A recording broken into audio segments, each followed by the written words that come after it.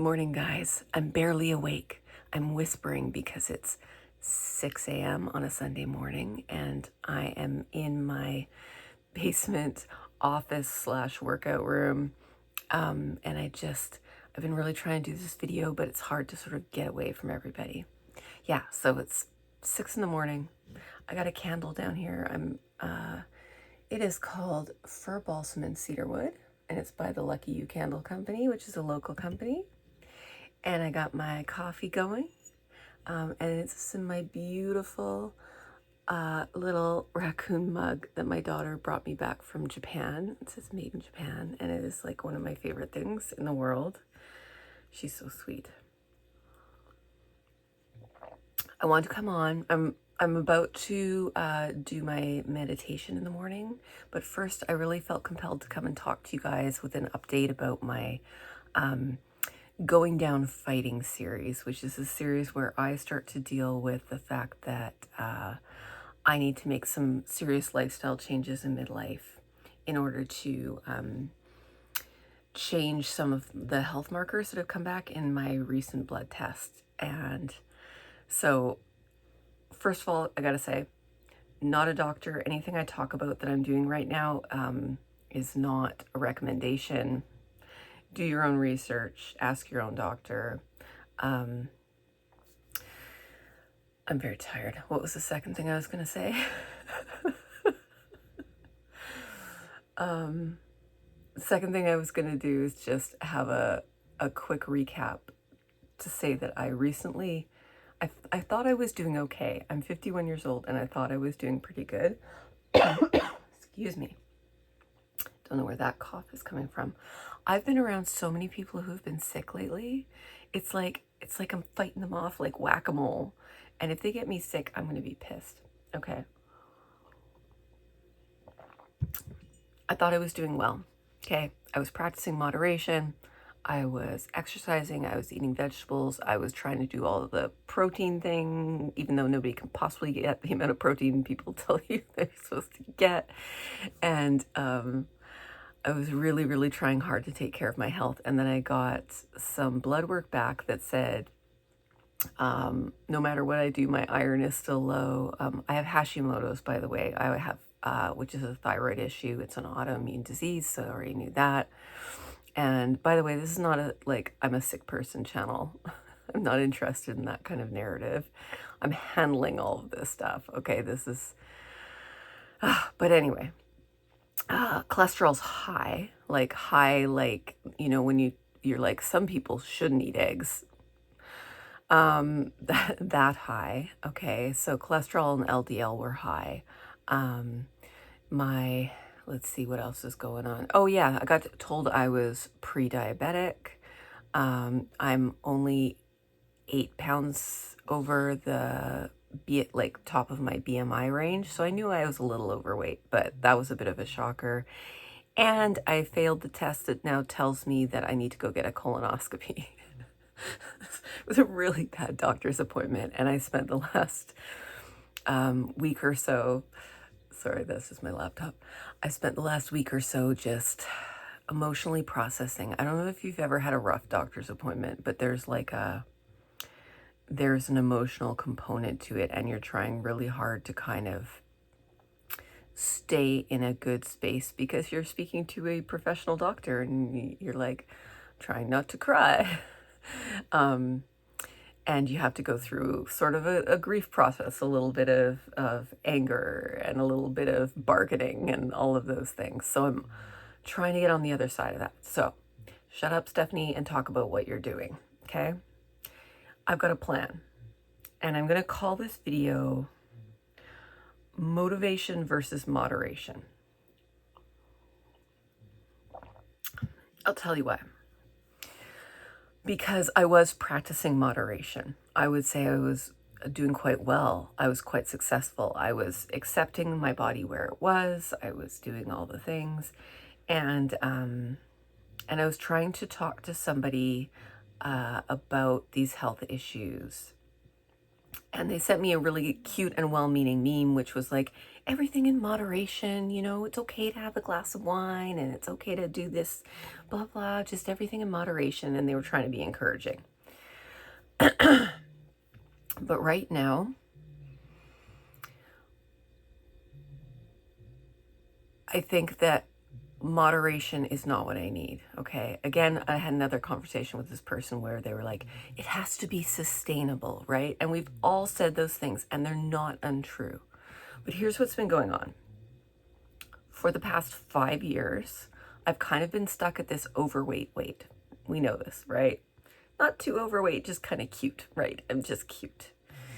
And I've been practicing moderation, and I've been practicing self-acceptance, and I've been getting walks in, and I've been, trying to increase my weights, and but still like enjoying things and having a drink here and there and blah blah blah.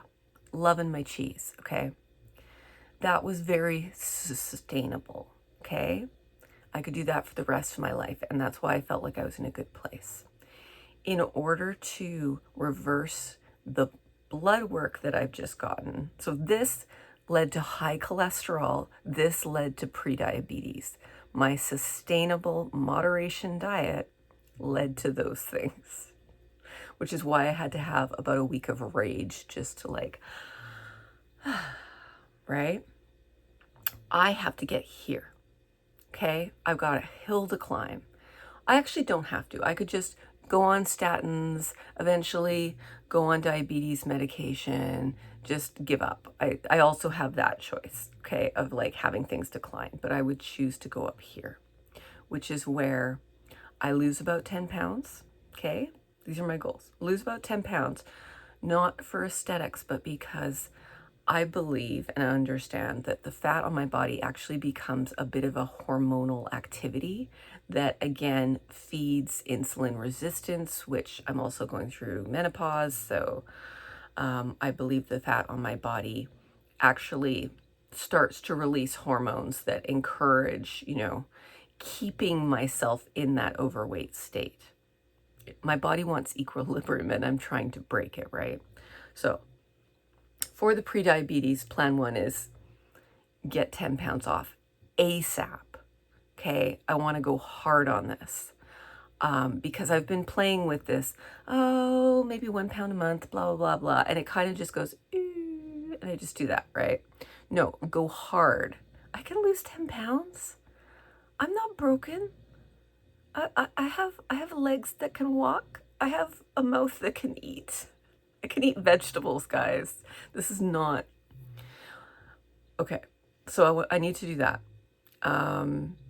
That is going to require some discomfort for a little while until I reach this point, okay? It's going to require eating slightly less. For me, I am extending my intermittent fasting window, not in a like incredibly dogmatic way, but just, I'm delaying breakfast basically. And part of that is to allow me to eat the number of calories that I need as a middle-aged woman is very low. So to cut calories, I got to cut out a meal. I just do.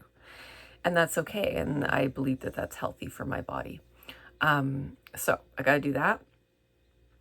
And I also have to expand my exercise level, right? So the other thing I'm doing is working towards consistent 10,000 steps a day on weekdays. I'm letting myself rest a bit over the weekend. Like I'm going for a hike with my husband this morning. Yesterday we were out shopping a lot, so I'm just not stressing about it on the weekend. I'm letting myself rest. I'm doing some meditation, right? That again, doing the 10,000 steps has been hard for me because I was more at a 5,000 steps a day kind of person, or 6,000. I was taking some walks at lunch, but I wasn't trying too hard. And now I'm going out and I'm doing 4K on my lunch breaks, and I'm going fast, right? Because I want to get my heart rate up a little bit, because I want to start protecting my heart better. Okay? That requires a little push. So these things are uncomfortable. Excuse me. these things are uncomfortable. So when you come to a place where you're like, oh, everything in moderation and oh, it needs to be sustainable. In the long term, once I'm up here, yes, these habits will need to be sustainable and I will allow moderation.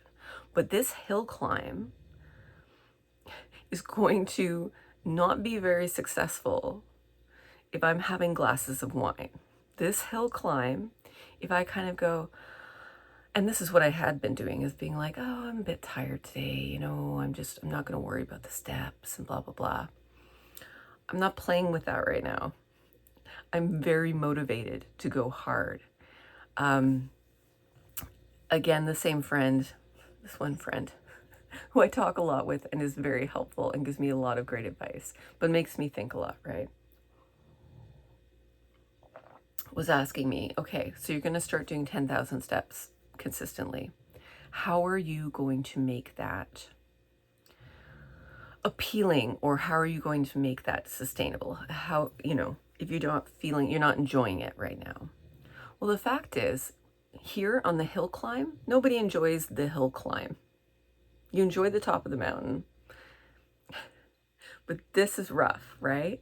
And the honest truth is, right now, my rage is driving me. My anger at feeling, it's not anger at my doctor.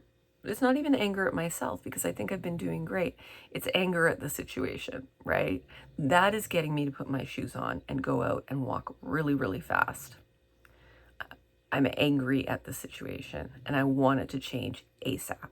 And that is driving me really hard right now. I have lost 2 pounds in the past week. Okay. I understand that will slow down. This is just first week, sort of the honeymoon phase. But obviously, when I get up here, when I've gotten through the hard part about my legs being sore and me being really, really tired from doing all this additional exercise and me watching my family eat hot dogs and not eating them. Once I get up here and I get to a nice plateau space where I'm 10 pounds down and I'm maintaining that, obviously we're going to look at what's sustainable to maintain that. Okay. Obviously, this is going to become easier because my body's going to be more adapted to the exercise and it's not going to feel like such a push. And obviously, I want to continue those habits. I understand I can't just do 10,000 steps, lose 10 pounds, and then stop, right? I have to make lifelong changes. But don't drag me down with already trying to tell me that I need to back off on it because I need to be sustainable. No. Right now, I need the rage. Right now, I need to be uncomfortable because who the heck makes major changes in their lives if they're comfortable and they want to stay there? I have to choose uncomfortable. I have to choose something that doesn't, always make me super emotionally happy in the short term because I'm a big girl who has medical problems, right? And I have to push through this. And then, absolutely correct. Let's get to a place where it becomes sustainable because that will become a new normal for me. Does that make sense? It's going to be a long video, whatever. I rarely get a chance to talk. And I don't even know if anybody's watching this. I know one person's watching this and I love you for it. And I watch you too, so thank you. Okay, you know who you are. So what else am I doing? Okay. 10 pounds off, get more exercise. I already was having very low sugar, but now we're just doing no sugar for a while, no alcohol, everything. That's for the pre-diabetes, and it all kind of works synergistically, right? Cholesterol. I'm not trying to be controversial here. There are different opinions. I'm just going to go with the research I've done with the various heart organizations from several countries, my own doctor's advice, plus just my knowledge of what I was doing already that obviously wasn't working. So I need to make a change from what I was doing. I have decided, at least temporarily, to quit red meat and pork. Okay? Because that's like these are like kind of heart health 101, right? Okay, beef and pork. So I've made 2 lists. I'm taking some things away, I'm adding some things. I'm removing eggs for the short term. And I don't believe for a second that eggs are bad for you. I don't love eggs, but I think that they're one of nature's most perfect foods. And I'm not anti-eggs, so let me put that down here. There's nothing gonna pop up.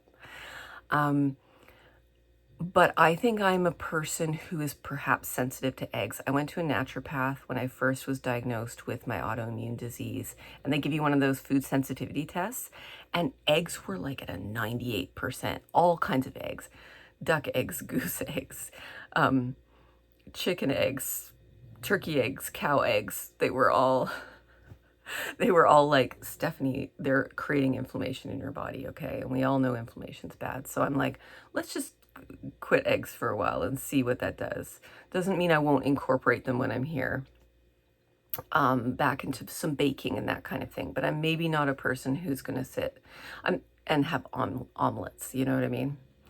Okay, so beef and eggs, low-hanging fruit, right? It's all about reducing the saturated fat, reducing the cholesterol that you're taking in. So not a low-fat diet, but like under 30%, right, of my diet.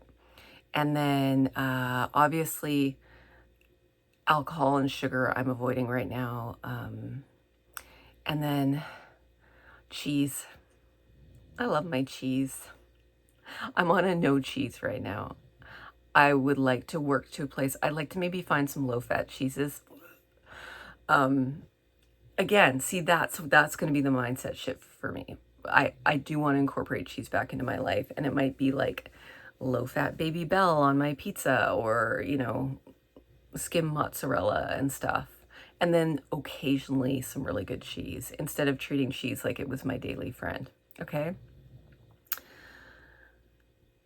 Now, what am I going to add into my life? That's actually more things to add into my life, because I was very low on fiber. Okay? There are some basic things that they tell you to do to increase your good cholesterol, which sweeps some of the bad cholesterol out, right? Right now, in the next couple weeks, I'm very I'm kind of doing an elimination diet. So I've talked about this before, but I'll talk more about it later. But I kind of do a reset where I'm sort of just low carbing to get my blood sugar great, and then I'm going to incorporate back in oatmeal. Okay. I am going to incorporate back in tons of beans and lentils. Do you have any idea how much fiber is in a lentil? It's crazy. I should be living on, so like beans and lentils every day, right? My goal is to get 30 to 40 grams of fiber ultimately per day. I was at like a 15, and I think that was part of the problem. Okay. Every day I'm having chia and flaxseed. And then obviously the most that you should see my fridge right now. It looks like something, it looks like it's green. It's just green. You open it because I'm incorporating sprouts and leafy greens and broccoli and, you know, beets and carrots and celery and cucumber and then fruit, like lots of raw fruit, apples, spinach, kale, so much vegetables. Okay. I'm going to be glowing. That you'd like, this doesn't have to be construed as medical advice. We should all just be eating this way, but it's very different. I have to get more comfortable with making salads. I have to get more comfortable with food prepping. I have to get more comfortable with having these foods in my house and basing my meals on those. I was really basing my meals on protein. I was prioritizing protein and not prioritizing fiber. I have made a huge shift there. Now it's 30 to 40 grams fiber is the big goal. Saturated fats, under 10% of my total calories. That's a huge change that I'm making. I'm also going to try, okay, I'm not taking a bunch of supplements right now. I really want to see what lifestyle can do first. So we're going to sometimes eat a raw garlic, okay? I'm half Ukrainian. So my grandparents used to eat raw garlic all the time. And you just cut it up. It's not that hard. Like, people overthink it and they go get garlic pills. Take a garlic clove, you chop it up into little, like, tiny pieces, and then you take it like a pill and you just swallow it, and you give one to your spouse so you both have the same breath. Getting back to more of my green tea habit, I was reducing that because I was worried it was affecting my iron. So when I'm not in having a meal, outside of my meals, I'm trying to incorporate more green tea. That one's a tough one. I'm incorporating a sugar-free Metamucil, which is psyllium fiber, which is supposed to be very, like, sweeping for the system. So every day, at the end of the day, I have a serving of stevia sweetened Metamucil. The orange one is actually really good, you guys. If you're somebody who doesn't hate stevia, maybe I'll come on and drink one of those with you and we can talk about it. What else am I doing? Yeah, no cream in my coffee, skim milk. So I'm making a bunch of changes, but what I'm doing is I am using the motivation that I have right now. I'm using the energy I have to put towards this. And I'm using the motivation to really look at everything at once, okay? And then if it's overwhelming, I back off and I focus on the big levers. The big levers are like fiber, right? Taking in less saturated fat, getting the 10,000 steps. Everything else is like, oh, little nice things to do.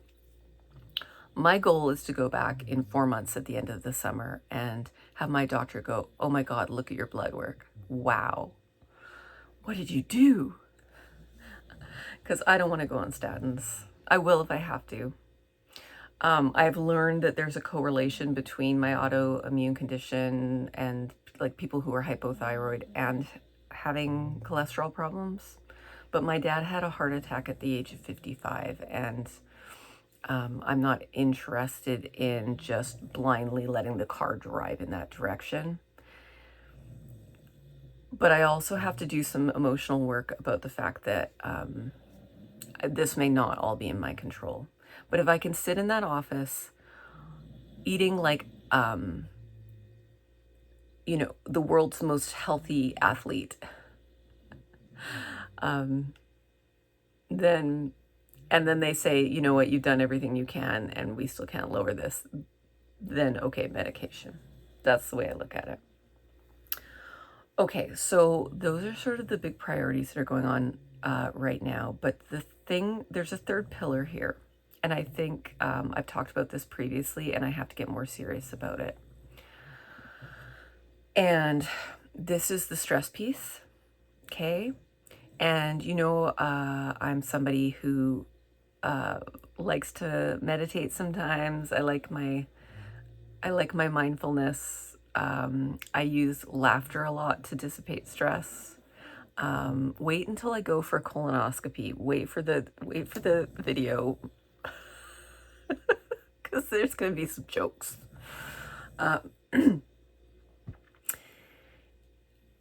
The thing I have to do is really look at, could I be improving that? So right now, this morning, I'm down. I'm still doing my meditation series.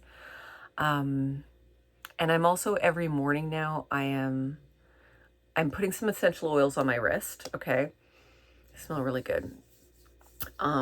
And I don't know if you believe in this stuff, but it can't hurt. It smells good, right? One thing I'm including is vetiver, which I've heard is very grounding. I'm trying to ground myself with scent. I'm trying to be less manic about things.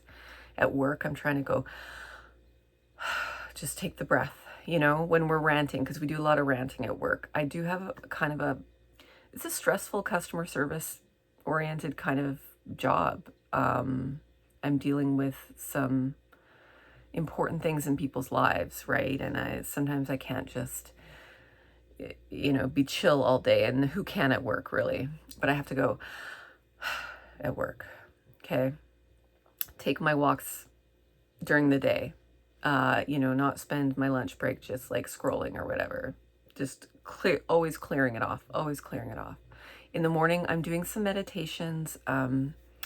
If you search in YouTube for meditations for the heart, there are some really great meditations that speak directly to your heart health or your emotional heart. And I'm starting to reframe those two as not separate. So perhaps part of my heart health is about listening to my heart, literally and figuratively, resting in the moment, asking my heart what it needs, telling it it's going to be okay. Because I think my heart's a little worried right now. My heart's concerned about what's going on. And I think that I know it sounds weird because it's not separate from me, but my brain is going to talk to my heart in these meditations and say, we got you, you're safe, we're doing things, you're going to be okay, we're going to take care of you. And, saying, I'm sorry if we were not taking care of you, but we're going to take care of you. So talking to my heart, basically, and listening to my heart and making that a priority. Because in busy adult life, we get these little aches and pains and we get these little problems and we sort of ignore them because we're like trying to just function in daily life. And occasionally your body gives you a signal and says, no, you need to sit and listen to me. And I'm going to send you some messages that you haven't been listening to me and now you need to listen. And this blood work was my message from my heart saying,